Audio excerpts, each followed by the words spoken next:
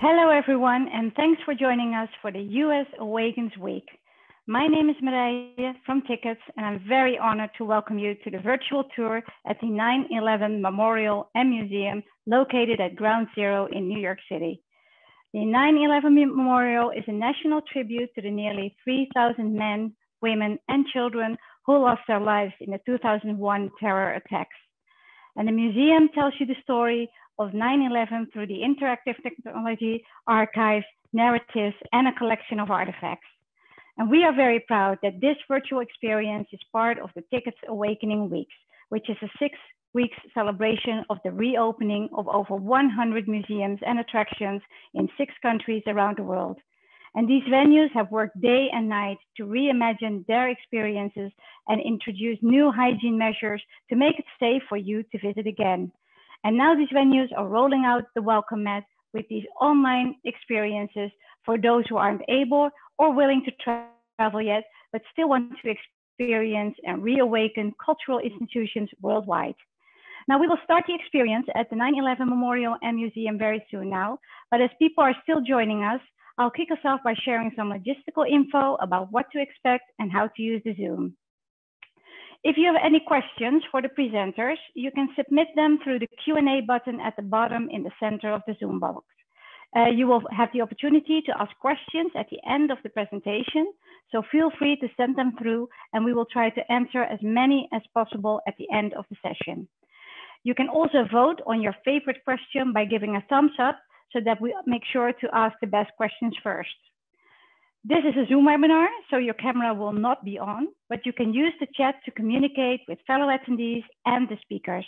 So you can, for instance, share where you're joining us from, or if you've visited the memorial and museum before, or for instance, just leave your reactions during the sessions by using the chat to message all panelists and attendees. If you have any technical difficulties, use the chat to send a message to all panelists, and we will try to help you out as soon as possible. And if you're facing trouble with the audio from your own end, usually leaving and rejoining the webinar is often the easiest solution to fix the problem. And then finally, this presentation will be recorded and we will be sending the recording to all registrants in the coming week.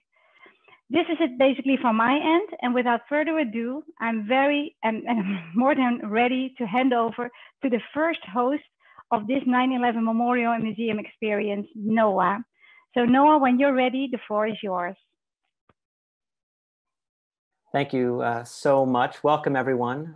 Thank you for joining today's program. My name is Noah Rauch. I'm the Senior Vice President for Education and Public Programs at the 9/11 Memorial and Museum. I'm going to be the facilitator for today's program.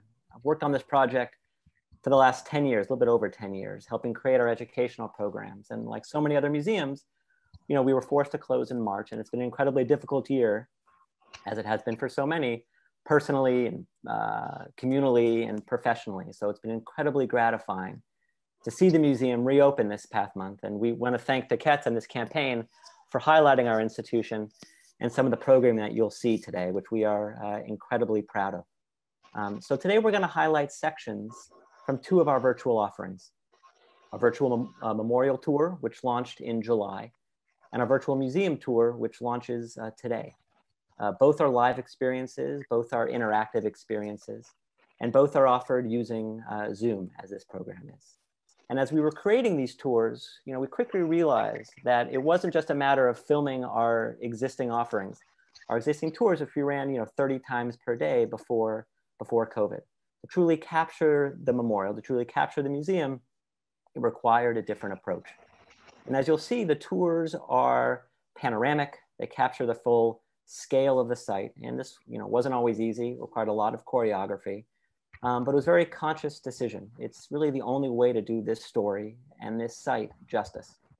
And they're also interactive using Zoom's chat feature. So that is, participants can ask our guides questions in real time. And the response has really been phenomenal. So right now, as we're unable to lead tours for visitors at the site, these are the best ways to experience the 9/11 Memorial and Museum. Both of the tours can be purchased on our website at 911memorial.org/virtual tours. The memorial tour is 45 minutes, the museum tour is 60 minutes, and you'll see a few minutes of each today. Following these snippets, we're hosting an exclusive Q&A with Cliff Chanin, the Executive Vice President and Deputy Director for Museum Programs. Cliff's been working on this project for a long time, since 2005, 2006. He was a driving force in the creation of the memorial and the museum, our content, our narrative, the stories we tell, and the programs that we've created here. So feel free to leave any questions you may have using the Q&A icon, and I'll relay them to Cliff during that Q&A portion after these snippets. So with that, thank you again for joining and participating. Thank you to Tiqets.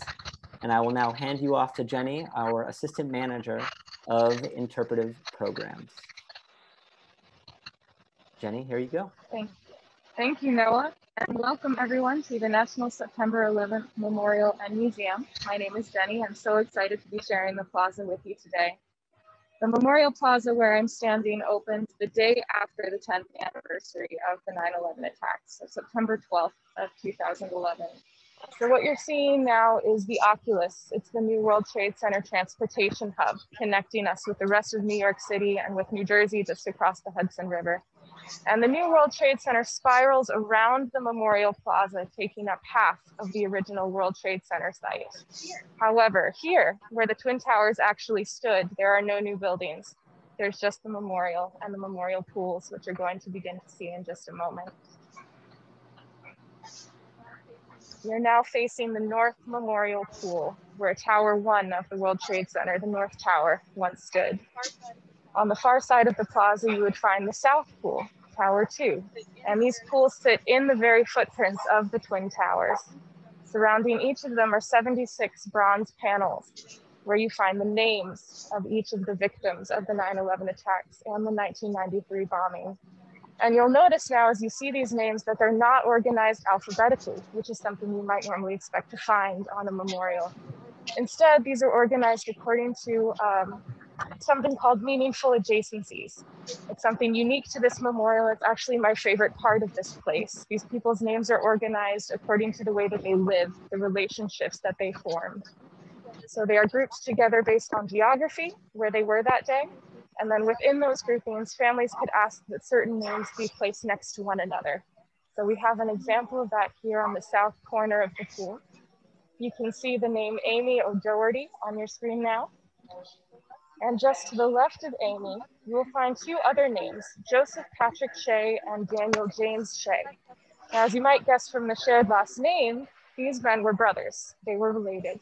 But Amy was not part of their family in that way. They knew her in a different way. She actually babysat their children all through high school. So in many ways, she was part of the family, although not biologically. They're the ones who got her an internship with their company, Cantor Fitzgerald, when she decided to major in finance when she went to college. And she blew them out of the water. They liked her so much that when she graduated in 2000, she graduated with an offer to join their firm. And that's how she found herself here at the World Trade Center on September 11th. When the memorial began to take shape, these three families asked that these three names be placed next to one another, honoring the relationships that they shared, the decisions that they made, and the people that they loved in life. You can find out more about these people and their stories inside our museum. And in just a moment, my colleague Mallory will be taking over to show you how that works. So again, thank you so much for joining us today. And thank you to Jenny for introducing us to the Memorial Plaza. I do want to restate our mission here at the 9/11 Memorial and Museum. That is to honor and remember the lives of the victims of the attack that occurred here in 1993 and the attacks that occurred on September 11th, 2001. But it's here in the museum that we fulfill a second part of that mission. And that is to tell the story of what happened here, the history of the World Trade Center, the events that occurred on 9/11, and of course, what happened in the aftermath. Our museum is located just beneath the Memorial Plaza, and it opened in May of 2014. We'll begin making our way down this ramp behind me, where you'll get your first glimpse into this space. Now, the ramp we're walking down mirrors the ramp that recovery workers used to clean up the site after the collapse of the Twin Towers. And as we approach this first overlook, you'll get your first look at that authentic site. That's something that was very important in the building and planning of this space to preserve the memory of the Twin Towers. And all the way to the right, there are small steel squares. They're lit up within the bedrock of Manhattan. That space is 70 feet below ground, and that is the original foundation of the North Tower of the World Trade Center. In the center, you'll find the last column. This is the last piece of structural steel to be removed from ground zero at the end of the rescue, recovery, and cleanup period. And all the way to the left, there is a massive concrete wall. This is the original foundational piece of the World Trade Center site.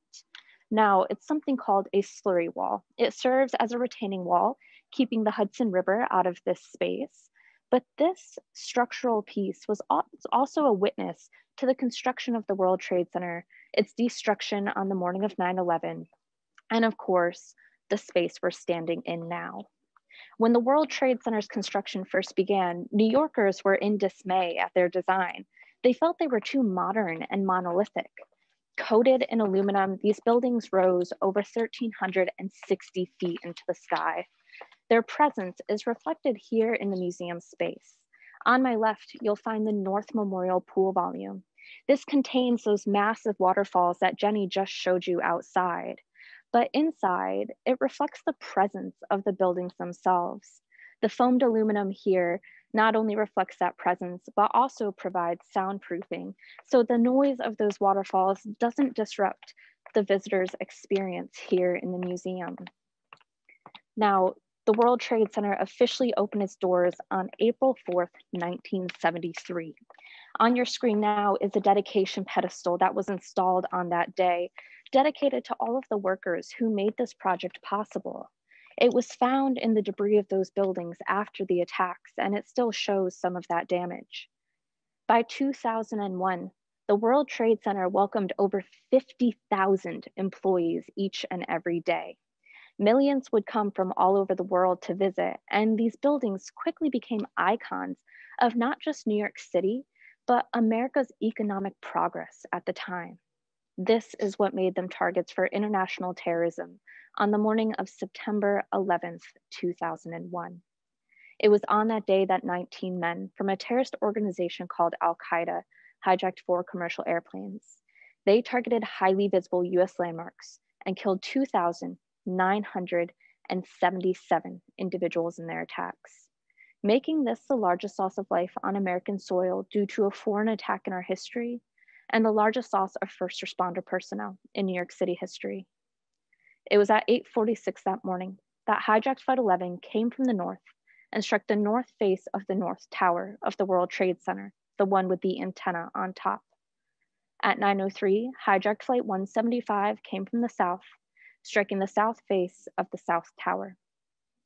At 9:37 a.m., hijacked Flight 77 struck the western facade of the Pentagon, our US military headquarters, of course, located in Arlington, Virginia, about 5 minutes away from Washington, D.C. And at 10:03 a.m., hijacked Flight United 93 was deliberately crashed into a field just outside Shanksville, Pennsylvania. That flight has a bit of a different story. I'm sure many of you are already familiar, but they were delayed about 25 minutes out of Newark International Airport. Because of that delay, they fell out of sync with the other hijackings. The passengers and crew members on board started to make and receive phone calls. They very quickly learned about what was happening here in New York and down in Virginia, and it didn't take them long to realize what was happening on their own flight as well. Those passengers and crew members came together. They took a vote and decided to launch a counterattack against those terrorists. To some degree, they did become successful, but of course the terrorists realized that. They realized that they themselves were losing control, and they did deliberately crash that flight, killing all 40 on board.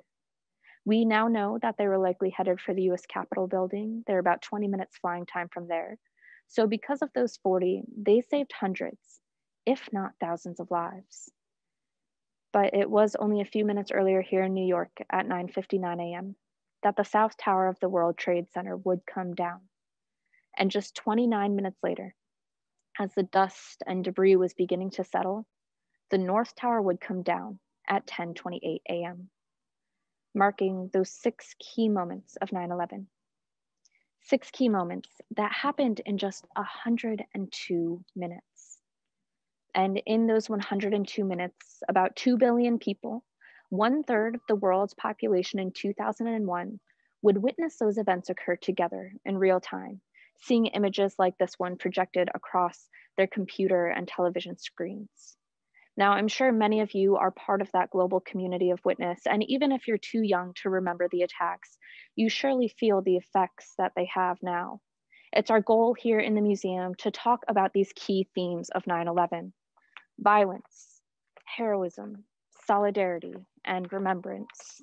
Should you join our extended virtual tour programs in the future, you'll see these themes reflected within those massive artifacts in this space. You've already seen things like the slurry wall and the last column, but it's also important to talk about those who survived the attacks of 9/11. Of the approximately 17,400 people who were inside the Twin Towers at the time of the attacks, 15,200 made it home safely. That is an incredible number, one that is often unheard. And as we make our final descent to bedrock, you're going to see one of the pathways that those survivors took to safety.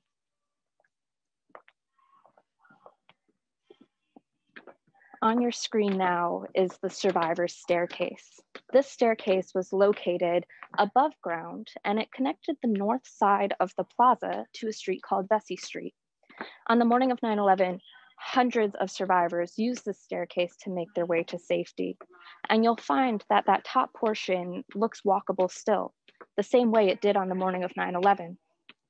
As we continue down, you'll see that the staircase has suffered some damage. This was not due to the events of 9/11. Instead, these stairs were scheduled for demolition during the 9-month rescue, recovery, and cleanup period. But when survivors and family members heard about that, they were not exactly happy. They fought for the protection of this staircase. They felt that it saved their lives. And it's preserved here within the 9/11 Memorial and Museum to help us tell their story. It is one of the largest artifacts here, and it truly speaks to the scale, not only of that original World Trade Center, but of our site today. I'm going to meet you at bedrock, standing just in front of the South Tower footprint. You can see that memorial pool descending down above me into this space, again, showing this idea of absence and presence here at the museum. Now, as we take a look at the memorial pools, we consider all of those themes we mentioned just a minute ago, but also, again, the museum's mission. I'm going to meet you in the emotionally charged center of this site, Memorial Hall. Behind me, you'll see 2 massive artworks. One, a blue mosaic that reflects the color of the sky on the morning of 9/11, something you may remember. And in the center, a quote: "No day shall erase you from the memory of time." The quote comes from Virgil's epic poem, the Aeneid, but the letters come from the World Trade Center. They are recovered and reforged World Trade Center steel. Though the World Trade Center has changed drastically in the last 20 years, those original pieces are still here. We can tell that story of what happened on 9/11 and honor and remember the lives of the victims through the programs that we featured for you today. I'd like to thank you all for joining us on this preview, and I do want to welcome our Deputy Director of the museum, Clifford Chanin. He'll join us in just a moment, but I'll give you just a moment here to take a breather as he makes his way over. I'm happy to join you even after that delay. I'm Clifford Chanin. I am the Deputy Director of the museum. And as you heard from Jenny and Mallory, we have organized tours, and we have been bringing people through the site since we reopened to the public on September 12th, 2020. As you know, the site was closed for 6 months, essentially, during the COVID pandemic. And in reopening, we really have changed the way people visit, and we have oriented the site towards one-way travel and really the best access we can provide to you, so you can see this extraordinary place and hear the extraordinary stories that people tell. In the background, you're hearing perhaps the names of the victims being recited. That is part of the museum experience. And so coming from up above on the memorial, down below into the museum, there is a consistent presence of this story, the place that it happened, the remnants of the buildings, the extraordinary memorial that has been built, and then, of course, the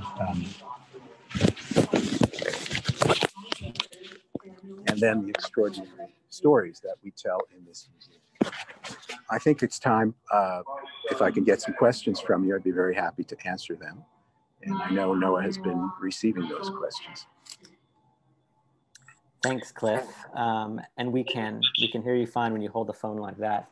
Okay. We've got some great questions come in. I just want to actually sort of, before we get to the participants' questions, just sort of, what we saw only portions of the museum on the tours that we just had. If you can just sort of discuss what, the different exhibitions in the museum and the overall space, just to give a sense of the sort of the vastness of the museum and the stories that we tell there.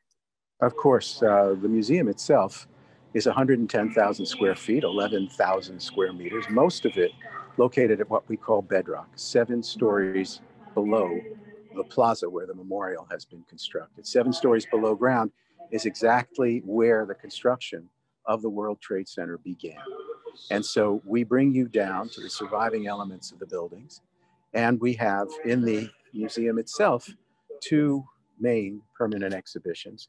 Here in the South Tower, an exhibition dedicated to the 2,983 people killed in the 9/11 attacks, and also with the truck bombing in February of 1993.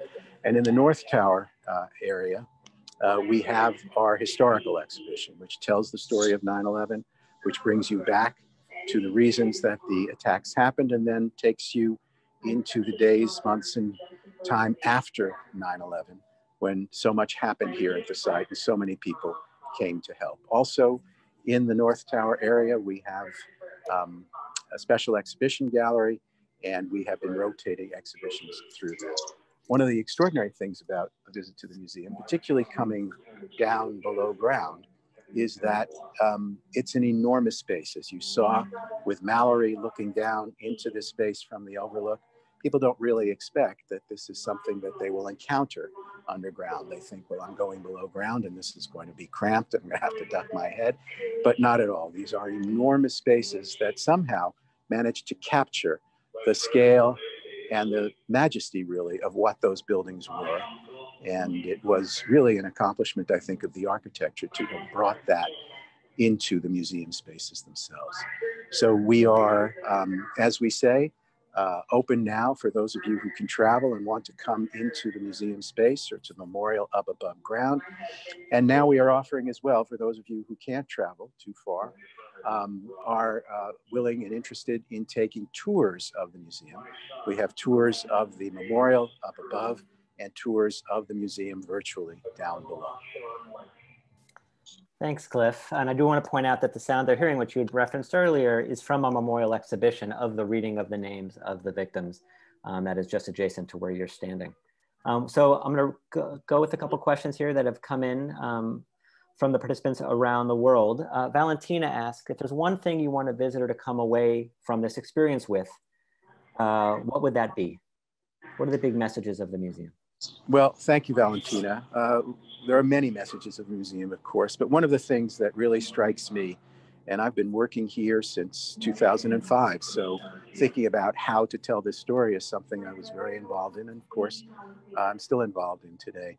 The extraordinary response of people in moments of crisis. This is something that I think inspires so many of our visitors. You know, you think about 9/11, you think about the terrible losses, the tragedy of that day, but also the other side of that coin, if you will, is the remarkable human response. People seeing other people in danger, needing help, in jeopardy of some kind, put their own well-being aside, as the firefighters did, but as civilians did too, as the rescue and recovery workers did in the weeks and months after when they came here. It's just an extraordinary fundamental quality of this story, the nature of generosity and solidarity that was expressed in these most awful conditions.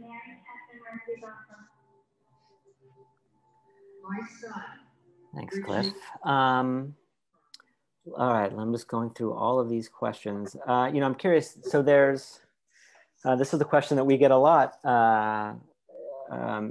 from people when we speak with groups: is how do you work here every day? This is from an anonymous attendee. How do you work every day being reminded of the tragedy that happened? Well, obviously there are moments where, the gravity of the story does hit you. But one of the things about working here is how rewarding it is to have been entrusted to tell this story and to have so many people come here to hear the story, to encounter it in personal terms for themselves, to help them do that, has been just a remarkable experience, a great privilege. It's a gesture of confidence in us by the families and others who were affected by 9/11. And we have tried to create a place where, whatever the difficulties of the story, and it's impossible to deny them, of course, but whatever those difficulties, you come out having an extraordinary picture of the complexity of what happened here. And as I said before, the generosity of what it was. So whatever happens on a daily basis is really, for all of us, I think, the most powerful impression of that day is meeting with our visitors, allowing them to encounter this story in a way that makes them feel that they have gained something positive, something that they want to take home with them after this experience. I would add the numbers of people who have come here are really extraordinary, of course, in pre-COVID times, but we receive 3 million plus people a year coming to the museum, and 1/3 of those came from overseas. This is not just a New York story. This is not just an American story. This is a global story that, as you heard, people watched around the world and realized as they were watching that the world was changing literally in front of their eyes and history was being redone.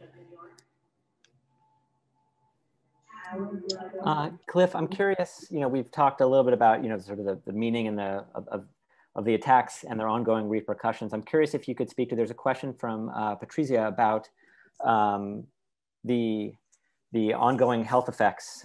She references firefighters in particular, but I want to broaden that out to sort of the larger communities that are affected by 9/11 related health effects. Of course. So let me just paint a picture for you, if I could. Obviously, the collapse of the buildings, the burning of the fires, the inferno that was created here produced not just extraordinarily thick and dangerous smoke, but this very unusual kind of dust that coated everything, not just immediately, but in the blocks and in the area around. I mean, I remember I live across the river in Brooklyn, and I remember that morning, the wind was blowing our way and these dust clouds were blowing over the neighborhood, and a layer of dust settled all over my neighborhood in Brooklyn as well. And I point this out because the smoke itself carried toxic elements, and so did the dust. And so this exposed the people who came here or who were here on that day, but also the thousands of people who in the months that followed came to help recover the missing, to remove the debris from the site.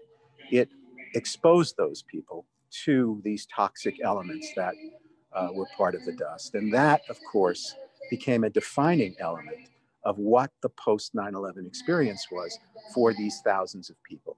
The number of people who have died is now approaching the same number as the victims, and will surpass, unfortunately, we think, the number of victims of 9/11 itself. So in a certain sense, these people who have died since then by act of generosity or coming to help, those too are victims of 9/11. And we honor them in the museum and on the memorial up above in the Memorial Glade that was built in their honor just over a year ago. And so the numbers are in the tens of thousands. The monitoring of their health continues to this day. And unfortunately, as people age and become more vulnerable to the consequences of their service, more illnesses will occur. And adding to the terrible dilemma that people face, of course, in COVID times, some of the illnesses that are so characteristic of the health effects of the 9/11 dust and 9/11 exposures, some of those illnesses make people more vulnerable to COVID, which is, after all, a respiratory disease largely. And so compromised respiratory systems are at greater risk. An anonymous attendee asks, he or she references that they were here last year, and the people's stories were so poignant. How did your team manage to gather so many stories amongst so many? Well, I want to thank you for coming back to us. I did think that in our global audience today, there would be people who had already visited and wanted to come back virtually. We had an extraordinarily dedicated team of researchers and exhibition developers and scriptwriters and so on.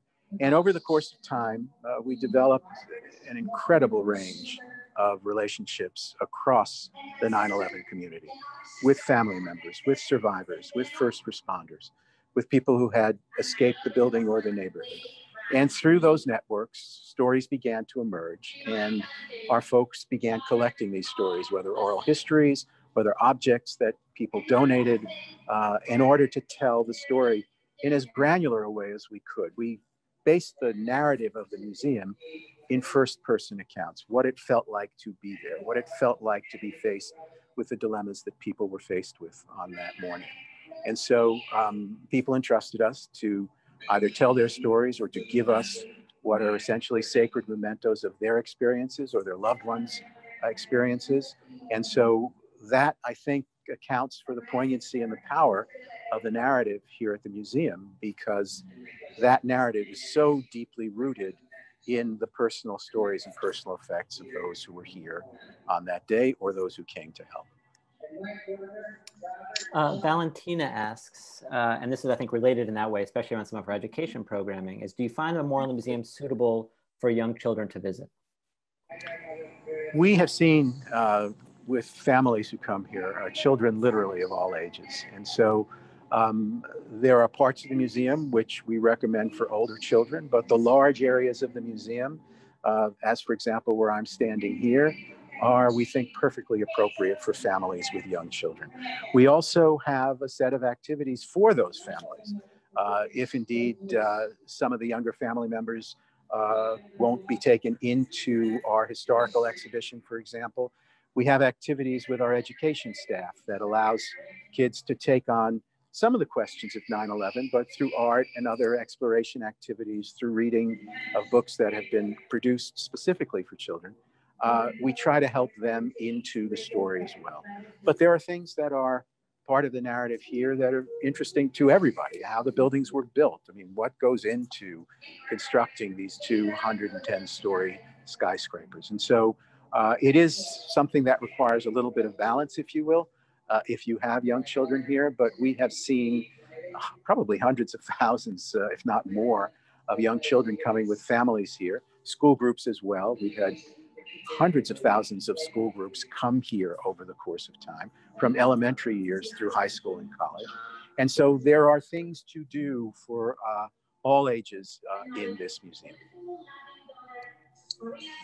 Cliff, you referenced sort of the building of the towers. I'm curious, there are a couple of questions around the new One World Trade. Can you speak to that building, its height, the symbolism behind its height, and just sort of some of the new buildings around the memorial and the museum? Sure. Well, the original World Trade Center complex was 16 acres. And so for the reconstruction of the site, those 16 acres were essentially divided in half. The core central 8 acres, which contained the footprints of the towers, were set aside for the development of the memorial and the museum. The 8 acres to the north and the west of that core area were put back into commercial redevelopment. You have to realize that when the World Trade Center collapsed, 10 million square feet of office and commercial space were lost with the buildings. And so the recreation of this commercial hub was also a critical part of the redevelopment plan. Now, number 1 World Trade, which is to the north of the Memorial Plaza, is kind of the signature building of this reconstructed site. It is in height, actually, with the spire at the top, a little bit taller than the towers were. It goes 1,776 feet in the air. That's a very, very deliberate design decision, recommended initially by the master planner for the site, the architect Daniel Libeskind, who thought 1776, as Americans will know, This is the year of our Declaration of Independence. And Daniel thought that this 1776 was an important symbolic gesture in response, if you will, to the attack on the towers, a demonstration that we were rooted in our history and we would not be going anywhere in the face of this attack. And so One World Trade, which now has an observatory at the top, is now rented and active as a commercial space with offices and companies coming into the building. We have a request from Linda to tell the story of the survivor tree. So the survivor tree, I think you will have seen it up on the plaza with Jenny. The survivor tree is a fascinating story because it really has come to symbolize what resilience and resolve represents in our story. So during the cleanup period, as debris and everything else was being taken off the site, one of the workers, or some of the workers, discovered a tree trunk, and it didn't look like there was much to it, except somebody noticed that on one of the few remaining branches in that trunk, there were some green leaves actually shooting out. It seemed, they hoped, that the tree had actually survived this disaster. And so it was brought to the Bronx, to Van Cortlandt Park, where the New York City Parks Department tried to bring it back to life, and did indeed bring it back to life. And so resilient was this tree that while it was growing and planted back in the Bronx, during a winter storm, it was actually blown over. Its root ball was exposed, and there was worry for it again. It was replanted, retended, and here it came back one more time to life. So we brought it to the plaza here. We installed it at the Memorial Plaza. It has a separate fencing around it to protect it. It is the only tree that is not a white swamp oak tree on the plaza. All the others were brought here for the symbolic purpose of replanting this site. But the survivor tree has now come to the site, and it has flourished. By coincidence, it is the first tree to take on leaves and beautiful, beautiful white flowers in the spring.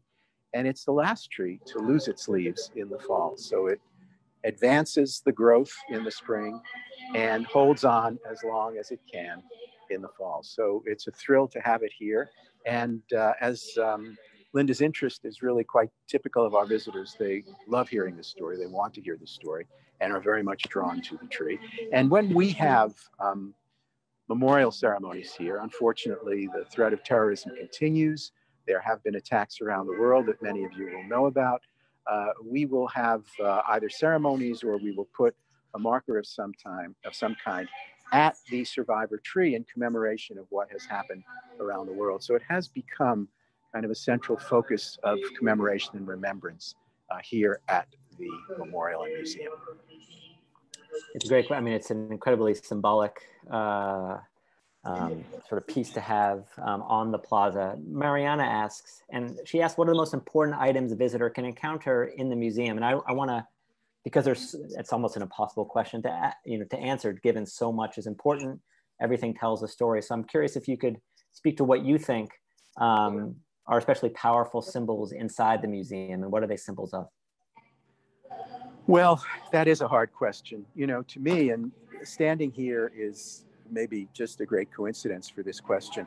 You know, I happen to always be moved when I come down here to Memorial Hall, and I'm standing between the South Tower volume and the North Tower volume over there, because the towers in this way have been recreated below ground. And I just find that an incredibly, incredibly moving sight. And if you look over here, and Mallory told you a little bit about this wall with the two art installations, memorial installations on the wall, is something that really, really draws people with extraordinary power. That symbolism of all of those individual unique blue watercolors coming together in this blue panorama, evoking the memory of that clear blue sky of that morning. It's just a brilliant work by Spencer Finch. And so people come here, and really this is something that draws their attention, their emotion, and their just extraordinary investment in knowing the story, in knowing what has happened here. Of course, we have an extraordinary fire truck. We have personal effects from people that tell so much about the story. The shoes that women had to kick off or carry with them after they kicked off to run home covered in dust, allowing them to sort of escape, but wanting to hold on to that moment of collapse and catastrophe. So many things strike people in very, very personal ways here. I think that's really, we each have our favorite is the wrong word, but we each have these objects that really, really strike us. And so I think for many visitors, that is something that they come away from the museum with. They have something that they latch onto. For whatever reason, it has deep meaning for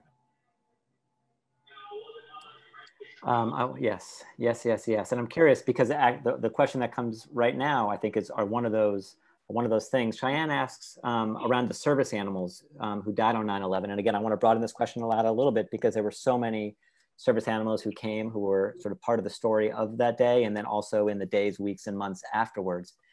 So can you speak to sort of how we talk about those animals, those dogs in particular, and some of the stories around them? Sure. It is a wonderful story, and everybody loves dogs. And so you talk about bringing kids here and what kids can get out of it. I think that's a very important part of it. In fact, we now have a special exhibition called Canine Courage, which shows photographs of those dogs in action, and then the work of a photographer, Charlotte Dumas, who went 10 years later to find some of those dogs in retirement. And so, she found some of them resting comfortably at home after having given their service. The extraordinary thing about this is that, the dogs themselves were a critical tool in the search for people whose remains needed to be recovered. And so the dogs were a constant presence on the site. There were also, of course, emotional support dogs who were brought here simply as a help for the people who were working here and, of course, had to face the terrible sights and the terrible discoveries that they had to face. So we try very much to honor the dogs. We've had programs where service dogs currently with our police partners or with the fire department, other rescue agencies, those dogs are brought in, they do demonstrations. We have books in the store that tell stories of different dogs and so on and so forth. There's one thing just came out which is so interesting and actually encouraging. There were a lot of health studies of dogs who are here, done after 9/11. It was very important in the veterinary community that the health effects, as I described them to you earlier, on human beings be tracked in relation to dogs. And for whatever reason, I think the dog's nose is probably much more sensitive and has much greater filters than the human nose does. But the remarkable thing is the study just released this past week, coincidentally, found that the dogs themselves did not suffer from these kind of 9/11 related respiratory illnesses that humans suffered from. And so the life expectancy and the state of health of the dogs was not seriously affected in that way by their service here, which is, a small but very thankful part of this story. Cliff, there was a question from Michelle that I missed earlier that's been upvoted quite a bit, is about adding the names of people who have passed because of 9/11 health effects and whether those names are included on the Memorial Glade. So those names are not included on the Memorial Glade. They're not included on the memorial. The Glade itself was constructed in May of 2019. It was opened in order that we have a place on the memorial that honors the service and sacrifice of those who came to help. And so the Glade itself is their place, and we had a ceremony for them to open it last year, and it is a very, very special place for them. In the museum itself, we have a roll of honor for those who did serve here. And so we provide a recognition of these groups in different ways in the museum and on the memorial up above. Cliff, we only have a few more minutes. And so I do want to have you talk about some of the changes in policy and in flow that have been implemented since we reopened to make sure that the museum is a safe place to come and visit. Of course. And this obviously is of paramount importance to us. It is for the well-being of our visitors, it's for the well-being of our staff as well. So we had to recalculate the museum visit a bit. We require masks for people here and social distancing. But also, when we come into the museum, for those of you who've been here before, you will remember that you could come into the museum and follow any trajectory that you were interested in following. But in our case here, the path that Mallory took down is actually a one-way path and brings you down to the bedrock level of the museum, which now also has been organized as a one-way path. So if you see where I'm standing here, you can see on the floor that the arrows indicate which way you should be going when you come down the stairs alongside the survivor staircase. And so you will take a single path. You will not be doubling back and crossing into the path of other visitors. Everybody will be moving in the same direction. And at what we recommend and obviously look for is the social distancing and the mask wearing that is so critical to staying healthy under any circumstances, not just here. I will say also that because this is a new building, a new construction, the ventilation system that was built for the museum itself, and because of the underground presence of the museum, that is an extraordinarily effective and powerful ventilation system that is really the state of the art. And so it's been explained to us that in comparison, even with hospitals that are built earlier, this is a newer and more powerful system to purify the air. So we have that, very, very fortunate set of events involving the development of the museum.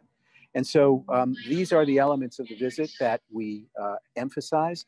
We have, of course, reduced capacity here so that even at maximum capacity, the new maximum capacity, you will not be crowded and there will be ways for you to move safely through this space.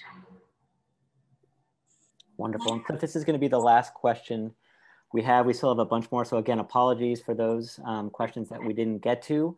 They're wonderful. We hope that you can come visit the museum or take one of our tours where we can get further and deeper into some of these.